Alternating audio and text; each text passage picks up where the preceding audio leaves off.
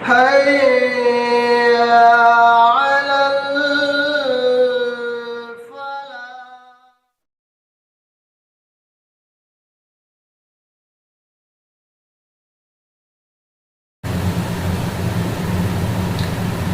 الحمد لله رب العالمين والصلاة والسلام على سيد المرسلين وعلى آله وصحبه أجمعين أما بعد أعوذ بالله من الشيطان الرجيم بسم الله الرحمن الرحيم وإن تطع أكثر من في الأرض يضلوك عن سبيل الله إن يتبعون إلا الظن وإن هم إلا يخرصون.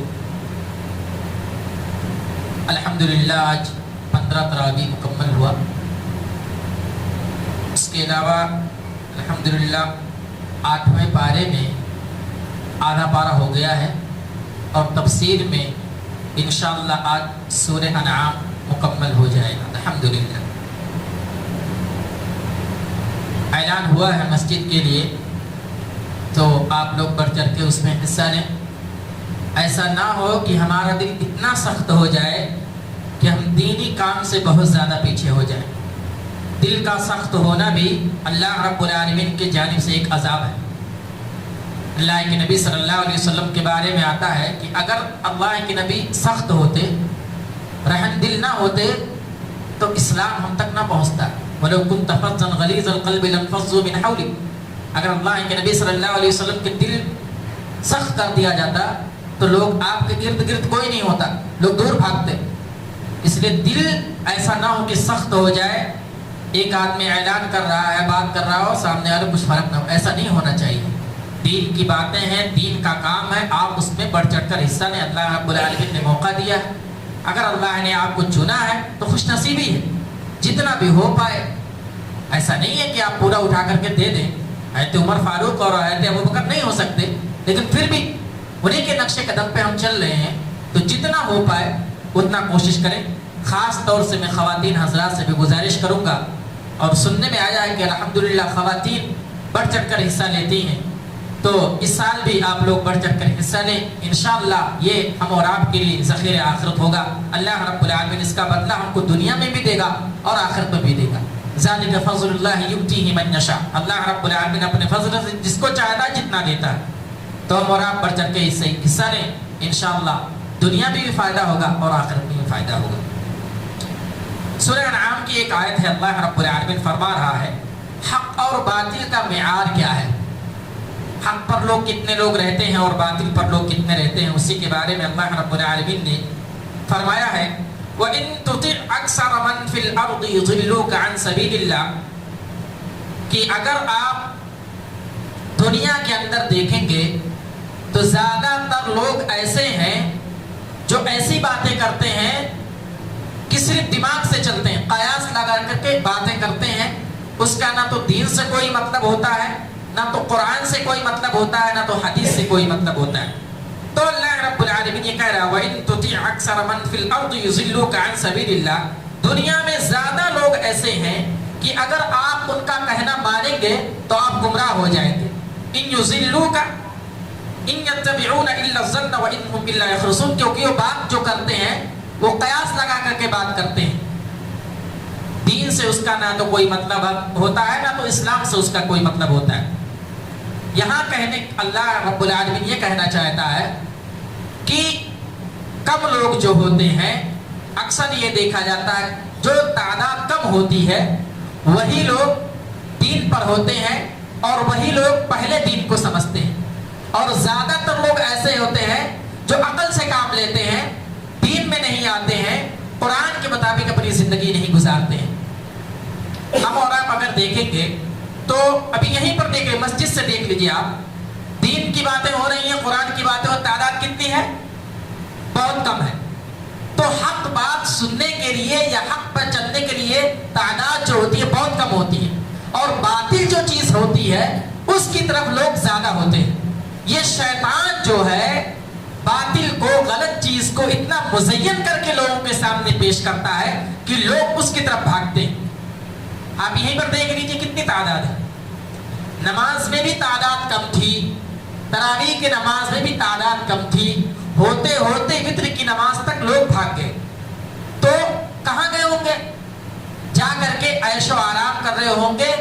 غلط چیزوں میں گئے ہوں گے. یعنی قرآن اور حق کی باتیں سننے کے لیے تعداد جو ہوتی ہے وہ بہت کم ہوتی ہے. نبی اکرم صلی اللہ علیہ وسلم نے جب دین کا کام کرنا شروع کیا تو پہلے کتنے لوگ ایمان لائے؟ سب سے پہلے حضرت خدیجہ آپ کی بیوی سب سے پہلے ایمان لائے، پھر حضرت ابو بکر. چند لوگ ایسے تھے جو اللہ کے نبی صلی اللہ علیہ وسلم کی بات ماننے والے تھے، اور ایسا ہی ہوتا تھا. بہت سارے ایسے نبی آئے اس دنیا کے اندر، پوری زندگی دعوت و تبلیغ کا کام کرتے رہے، اور کئی نبی ایسے بھی ہیں جن کے ماننے والے ایک بھی نہیں تھے. ایک بھی بندہ اسلام قبول نہیں کیا، ایمان نہیں لایا. تو یہ حق کی طرف آنے والے لوگ جو ہوتے ہیں ان کی تعداد بہت کم ہوتی ہے، یہ ایسا ہوتا ہے. لیکن اللہ رب العالمین اس آیت کے اندر یہ بتانا چاہتا ہے اگر کم لوگ ہیں اور وہ اگر حق پر ہیں تو یہ نہ سمجھیں کہ وہ غلط پر ہیں. زیادہ تر لوگوں کو دیکھ کر کے آپ یہ گمان نہ کریں کہ ہم غلط پر ہیں. نہیں، حق پر اکثر دیکھا جاتا ہے کہ کم ہی لوگ ہوتے ہیں. حضرت نوح علیہ السلام کے بارے میں آتا ہے، وہ اپنی قوم والوں کو سمجھا رہے، کہہ رہے فاتقوا اللہ واطیعون، اللہ رب العالمین سے ڈرو اور میری اتباع کرو، میری اطاعت کرو. وہ لوگ کیا کہہ رہے؟ قالوا انؤمن لک واتبعک الارذلون، کیا ہم تم پر ایمان لے آئے اور ان پر ایمان لے آئے جو ایمان والے ایسے لوگ ہیں جو بہت ہی کم لوگ ہیں اور بہت ہی نچلے درجے کے لوگ ہیں. صحیح بات ہے. حضرت بلال کون تھے؟ غلام تھے، وہ اسلام میں آئے. بہت جو نچلے طبقے کے لوگ ہوتے ہیں ان کو اللہ رب العالمین توفیق دیتا ہے، اور اللہ رب العالمین کی توفیق سے وہ اسلام میں آتے ہیں اور حق پر چلتے ہیں. یہ اللہ رب العالمین کی توفیق ہے. یہاں پر ایک بات یہ پتہ چلی کہ اگر اللہ رب العالمین نے کسی کو مال و دولت سے نوازا ہے تو یہ ضروری نہیں ہے کہ وہ دین والا ہو جائے، وہ اسلام والا ہو جائے، وہ اللہ کی توفیق سے اللہ کی عبادت کرے. ایسا نہیں ہو سکتا. اس لیے کہا جاتا ہے کہ اللہ رب العالمین روپیہ پیسہ دے دیتا ہے لیکن دل نہیں دیتا ہے.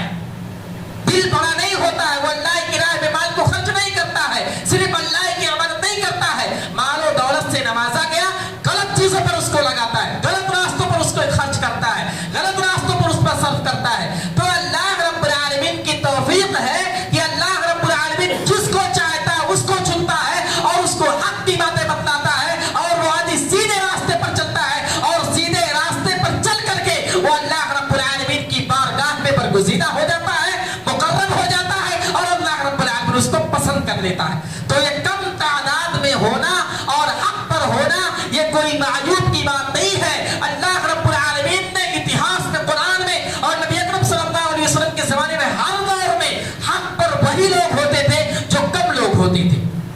اس لیے ہم اور آپ خوش نصیب بھی سمجھے کہ اللہ رب العالمین نے ہم اور آپ کو چنا ہے. اسی طریقے سے حدیث کے اندر اللہ کے نبی صلی اللہ علیہ وسلم فرماتے ہیں میرے امت میں کتنے فرقے ہوں گے؟ 73 فرقے. 73 فرقے ہوں گے اور اس میں سے ایک ہی فرقہ جنت میں جائے گا. ایک ہی فرقہ. کتنے فرقے؟ 73 فرقے. تو ضروری نہیں ہے کہ سب حق پر ہوں، ایک ہی فرقہ ہوگا جو حق پر ہوگا. یعنی یہاں پر بھی یہ بات پتہ چل رہی ہے کہ کم لوگ ہی ہوں گے جو صحیح معنوں میں حق پر چل رہے ہوں گے. اللہ کے نبی صلی اللہ علیہ وسلم نے کہا وہ فرقہ کون سا ہوگا؟ جو میرے طریقے پر اور میرے صحابہ کے طریقے پر ہوگا، وہی فرقہ جنتی ہوگا اور باقی سب جہنمی ہوں گے. تو ہر دور میں زیادہ تر لوگ جو باطل کی طرف ہوتے ہیں ان کا رجحان، زیادہ تر لوگوں کا رجحان باطل کی طرف ہوتا ہے، یعنی غلط راستے کی طرف ہوتا ہے، اور کم تعداد ایسی ہوتی ہے جو حق پر ہوتی ہے. اور کم کا ہونا یہ کوئی غلط بات نہیں ہے کہ آپ حق پر ہیں کم پر ہیں، نہیں. 313 تھے جنگ بدر میں، کتنے لوگ تھے؟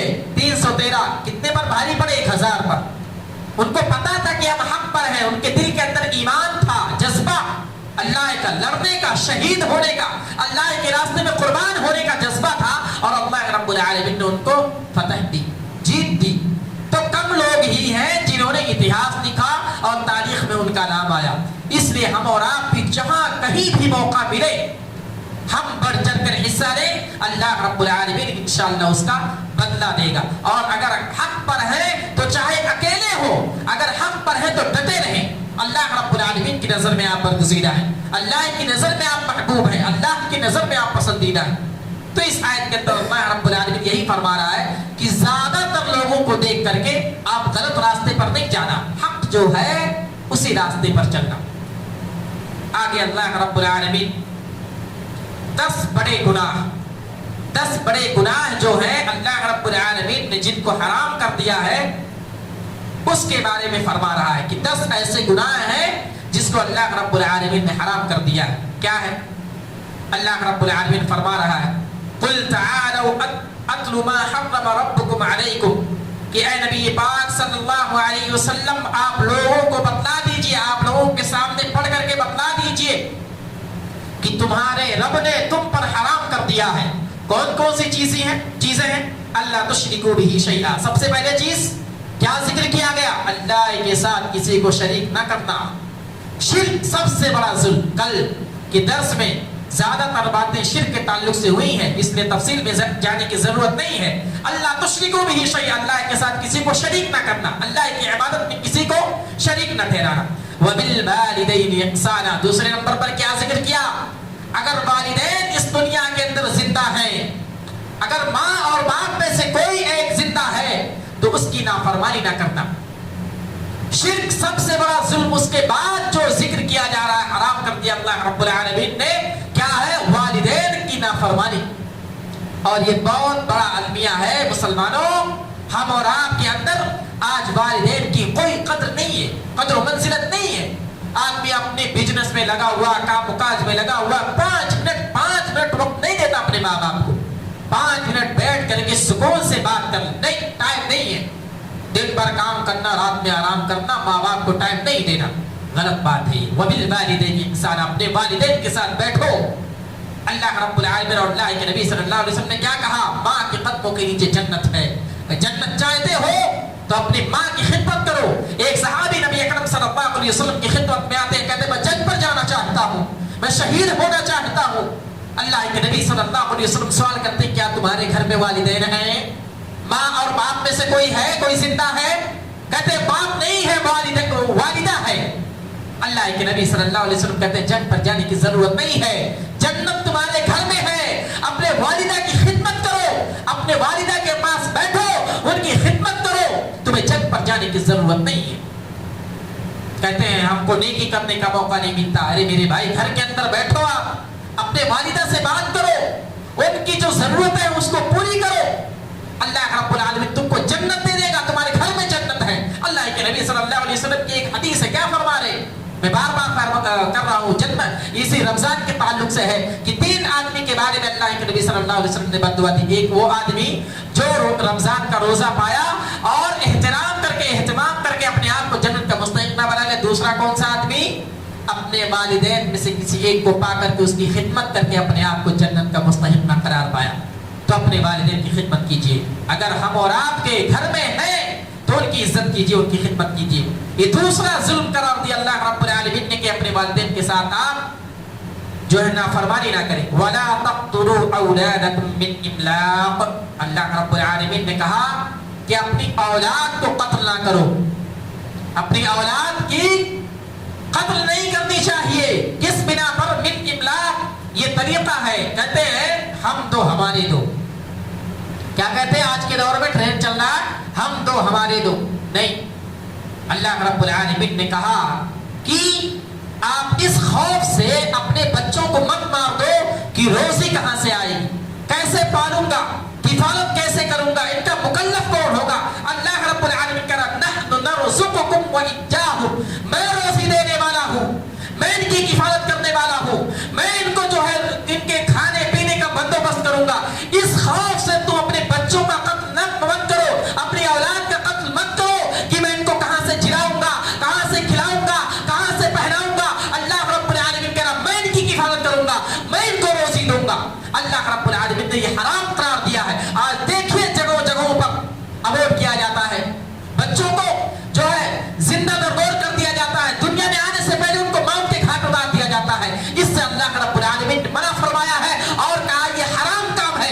سب سے بڑے گناہوں میں تیسرا گناہ کیا اللہ رب العالمین نے کہا کہ اے لوگوں نحن نرزق ولا تقتلوا اولادکم من املاق، اپنے بچوں کو قتل مت کرو، اپنی اولاد کا قتل مت کرو۔ اللہ رب العالمین نے اس سے منع فرمایا ہے۔ 10 गुनाहों में एक बड़ा गुनाह ये भी है कि आदमी अपने बच्चों को कत्ल कर ले, इस दुनिया में आने से पहले उनको दुनिया में आने का मौका ही मत दे। तो इससे अल्लाह रब्बुल आलमीन ने मना फरमाया है।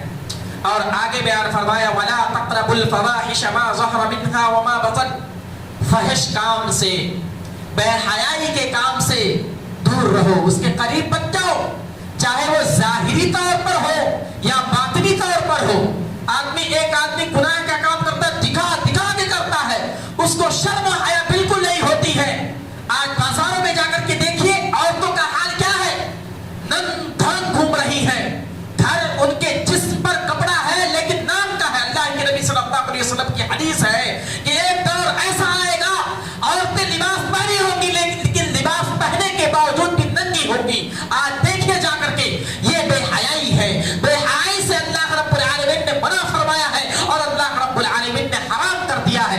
ये ज़ाहिरी तौर पर है और बातिनी तौर पर न जाने कितनी बुराइयां हम मुसलमानों के अंदर पाई जा रही है, हमारे कौम के अंदर पाई जा रही है। इससे अल्लाह रब्बुल आलमीन ने मना फरमाया वला तक़रबुल फ़वाहिश, फाहिशा और फवाहिश काम की तरफ, बुरे काम की तरफ बच जाना अल्लाह रब्बुल आलमीन ने मना फरमाया। 10 बड़े गुनाहों में से चौथा गुनाह है ये। और आगे क्या कहा वला तक़तुलुन नफ्स अल्लती हर्रमल्लाहु इल्ला बिल हक़, ना हक किसी का कत्ल मत करना।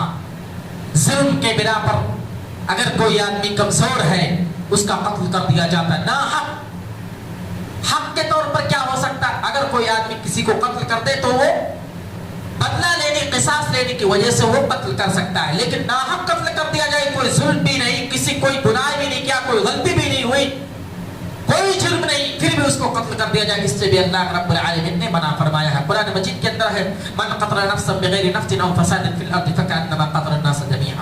कोई आदमी किसी इंसान को नाहक कत्ल करता है तो गोया कि वो पूरी इंसानियत का कत्ल करता है। कत्ल के बारे में भी बातें हो चुकी हैं, इसलिए मैं तफसील में नहीं जाना चाहता।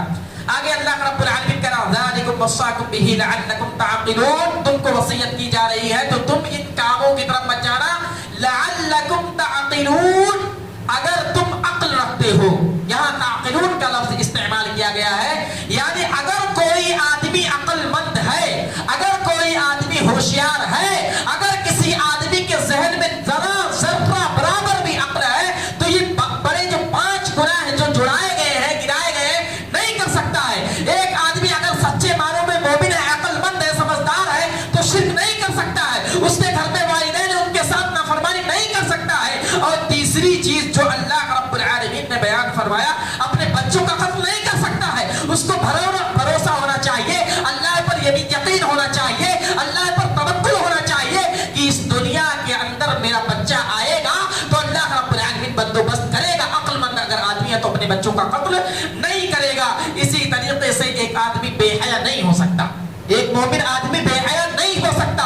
इन्नस्सलात तन्हा अनिल फ़हशाइ वल मुनकर, अगर कोई आदमी मोमिन है तो नमाज की पाबंदी करेगा, और अगर कोई आदमी नमाज की पाबंदी करता है तो वो नमाज वो जरिया है, वो इबादत है जो हर फ़ाहिश बुराई से रोकती है। तो एक आदमी अगर अक्लमंद है तो बेहयाई की तरफ नहीं जा सकता है। और 5वीं चीज, अगर कोई आदमी ईमान वाला है तो किसी पर जुल्म नहीं कर सकता, किसी को नाहक नहीं कर सकता। इसलिए अल्लाह रब्बुल आलमीन ने कहा लअल्लकुम तअक़िलून, अगर जर्रा बराबर भी अक्ल है, जर्रा बराबर भी दिमाग है तो एक आदमी ये काम नहीं कर सकता। 5 बड़े गुनाह। दूसरे आयत के अंदर अल्लाह रब्बुल आलमीन 4 गुनाहों का तज़किरा कर रहा है। वला तक़रबू मालल यतीम इल्ला बिल्लती हिया अहसन हत्ता यबलुगा अशुद्दह, कि अगर कोई आदमी किसी यतीम की किफालत कर रहा है, यतीम आदमी किसको बोलते हैं? यतीम लड़का जो बचपने की उम्र में जिसका बाप इंतकाल कर गया उसको यतीम कहा जाता है। लेकिन वो यतीम कब तक रहेगा? जब तक वो बालिग ना हो जाए। अगर वो बच्चा बालिग हो गया फिर वो यतीम नहीं रह जाता। तो अगर कोई बच्चा ऐसा है कि यतीम हो गया है और आप उसकी किफालत कर रहे हैं, उसके आगे पीछे कोई नहीं है, आप किफालत कर रहे हैं, तो अल्लाह रब्बुल आलमीन ने कहा उसके माल को, यतीम के माल को खाना नहीं, बहुत बड़ा जुर्म है। अल्लाह रब्बुल आलमीन ने इससे मना फरमाया। यतीम आदमी है, बच्चा है, यतीम लड़का, उसकी माल और दौलत है अगर, तो आप उसको अच्छे जगह पर लगा दीजिए, इन्वेस्ट कीजिए उसका अच्छी जगह पर। लोग अगर फायदा होता है, फिर बड़ा होता है बच्चा तो उससे फायदा उठा सकता है। ایسا نہیں ہے کہ روپیہ پیسہ کچھ ہے تو آپ اس کو ہڑپ کر لیں، اس کو کھا لیں. اللہ رب العالمین نے اس سے منع فرمایا. وَلَا تَقْرَبُوا مَالَ الْيَتِيمِ إِلَّا بِالَّتِي هِيَ أَحْسَنُ حَتَّى يَبْلُغَ أَشُدَّهُ وَأَوْفُوا الْكَيْلَ وَالْمِيزَانَ بِالْقِسْطِ. اور اللہ رب العالمین نے ایک بہت بڑی برائی کی طرف رہنمائی فرمائی ہے کہ آپ ناپ تول میں کمی بیشی نہیں کریں گے. آج بھی ڈانڈی مارتا ہے، کیا مارتا؟ ڈنڈی. ہمارے یہاں ڈنڈی بولتے، ڈانڈی مارتا. اس سے اللہ رب العالمین نے منع فرمایا ہے. میں ایک نبی قوم شعیب کے بارے میں حضرت شعیب علیہ السلام، ان کی قوم ایسی تھی کہ ان کے قوم میں یہ برائی پائی جاتی تھی، ڈانڈی مارتے تھے، ناپ تول میں کمی کرتے تھے، اور جس کے بنا پر اللہ رب العالمین نے ان کے قوم کو تباہ و برباد کر دیا. یہ اصحاب مدین میں آئے تھے، اپنی قوم کو تبلیغ کرتے تھے، اور ان کے قوم کے اندر یہ برائی پائی جاتی تھی، اور یہ بار بار سمجھاتے تھے، پھر بھی یہ قوم درست نہیں آتی تھی. اس لیے اسی طریقے سے ہم سورہ مطففین کو پڑھتے ہیں. اللہ رب العالمین کہہ رہا ہے وَيْلٌ لِّلْمُطَفِّفِينَ، ویل ہو، بربادی ہو ان لوگوں کے لیے جو ناپ تول میں کمی کرتے ہیں. الذین اذا اکتالوا علی الناس یستوفون، جب وہ کوئی چیز لیتے ہیں تو برابری سے لیتے ہیں، اور جب دینا ہوتا ہے تو آدھا ادھورا ڈانڈی مارتے ہیں. الذین اذا اکتالوا علی الناس یستوفون واذا کالوهم او وزنوهم یخسرون، جب دینے کا معاملہ آتا ہے تو ڈانڈی مارتے ہیں. الا یظن اولئک انهم مبعوثون، اللہ رب العالمین کہہ رہا ہے کیا ان کو معلوم نہیں ہے کہ اللہ رب العالمین کا سامنا کرنا ہے ان سے، اللہ رب العالمین کی طرف جانا ہے. کسی کے مال کو ہڑپ لینا، ناپ تول میں کمی بیشی کرنا، الا یظن اولئک انهم مبعوثون لیوم عظیم یوم یقوم الناس لرب العالمین. وہ دن بھی آئے گا جب ہر ایک کو رب العالمین کے سامنے کھڑا ہونا ہوگا. تو ناپ تول میں کمی کرنے سے اللہ رب العالمین نے منع فرمایا ہے. اور حضرت شعیب کی قوم نے ایسا کیا جس کے بنا پر اللہ رب العالمین نے اس کو اپنے عذاب میں لے لیا. اور کہا جاتا ہے اس قوم پر دو طرح کے عذاب نازل کیے گئے. ایک زلزلہ، رات کے اندر گھر میں سو رہے مست آرام سے انجوائے کر رہے، سو رہے، نیند میں ہے، اللہ رب العالمین ان کو اپنی گرفت میں لیتا ہے. قرآن مجید کے اندر اللہ رب العالمین نے کہا فَأَخَذَتْهُمُ الرَّجْفَةُ فَأَصْبَحُوا فِي دَارِهِمْ جَاثِمِينَ، کہ ان کو زلزلے نے پکڑ لیا، آ کر کے ان کو پکڑ لیا، اور کیا ہوا؟ فَأَصْبَحُوا فِي دَارِهِمْ جَاثِمِينَ، اس حالت میں کہ وہ لوگ اپنے گھروں میں آرام فرما رہے تھے، اور ان کے گھروں کو نیست و نابود کر دیا گیا، ان کو زلزلے کا شکار کر دیا گیا. اور ایک عذاب اور نازل کیا گیا، ان کو آگ کا ٹکڑا ان کے اوپر پھینکا گیا، اور وہ آگ سے تباہ و برباد ہو گئے. وجہ کیا؟ سبب کیا؟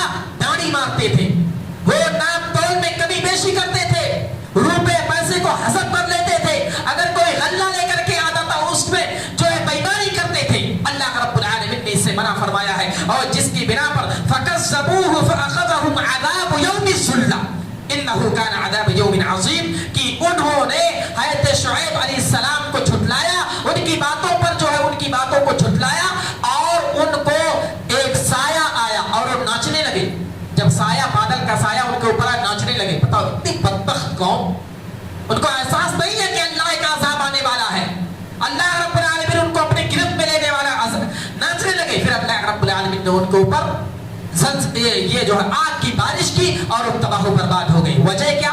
ناپ تول میں کمی بیشی کرتے تھے. یہ کن لوگوں کے بارے میں ہے؟ شعیب علیہ السلام کی قوم جن کا نام مدین تھا، یہ لوگ ایسا کام کرتے تھے. تو اللہ رب العالمین نے امت محمدیہ اور قرآن کے ماننے والوں کو بھی اس چیز کی طرف رہنمائی کی ہے. وَأَوْفُوا الْكَيْلَ وَالْمِيزَانَ بِالْقِسْطِ لَا نُكَلِّفُ نَفْسًا إِلَّا وُسْعَهَا. اللہ رب العالمین کہہ رہا ہے کہ تم لوگ اس کی مکلف ہو، یہ چیز کر سکتے ہو، اس لیے میں تم کو اس کا مکلف بنا رہا ہوں. ایسا نہیں ہے کہ تمہارے بس میں نہیں ہے، کر سکتا آدمی.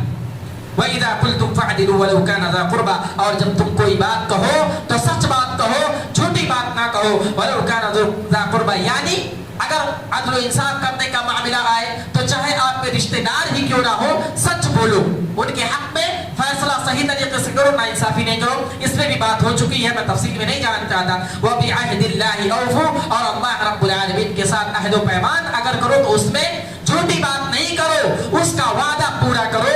ذالکم वस्साकुम बिही लअल्लकुम तज़क्करून, अल्लाह रब्बुल आलमीन तुमको वसीयत कर रहा है ताकि तुम जिक्र करो, अज़कार करो और तुम जानने वाले हो।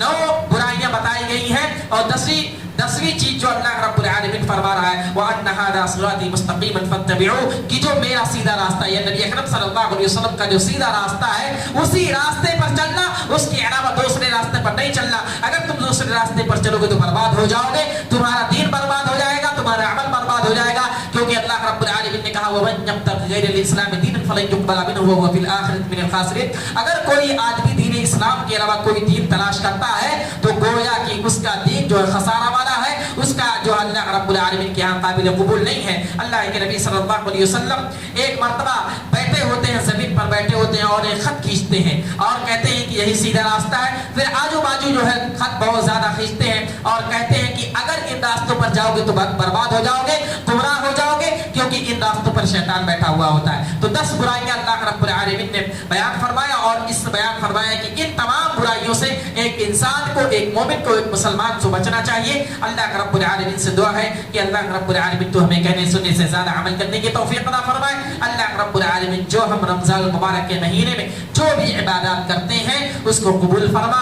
अल्लाह रब्बुल आलमीन हम क़यामुल लैल का एहतिमाम करते हैं, अल्लाह रब्बुल आलमीन तो हमारे क़यामुल लैल के इबादत को कबूल फरमा, कुरान की जो तिलावत करते हैं उसको कबूल फरमा, हमारे रोज़ों को कबूल फरमा, इसी तरीके से जो कुरान की तिलावत करते हैं उनको कबूल फरमा।